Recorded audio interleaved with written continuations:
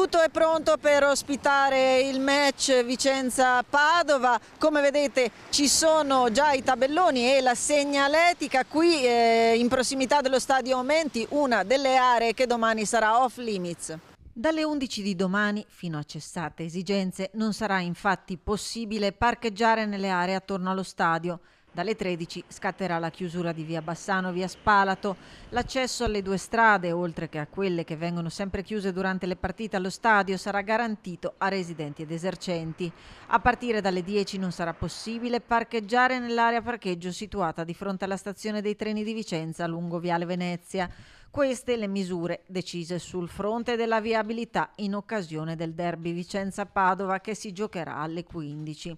Ma non solo, città che sarà blindata con il potenziamento della sorveglianza e dei controlli, specie nelle zone nevralgiche, e anche attraverso l'istituzione di zone rosse in città decise dal prefetto, che saranno interdette ad aspati violenti e pregiudicati in zona Stazione, Campomarzo, alcune vie del centro, l'area di Parco Città e la zona limitrofa allo Stadio Menti. Il tutto alla luce delle storiche rivalità tra tifoserie che in passato sono degenerate in scontri e momenti di tensione anche fuori dal campo. Anche i bus navetta dei tifosi saranno scortati da pattuglie speciali delle forze dell'ordine.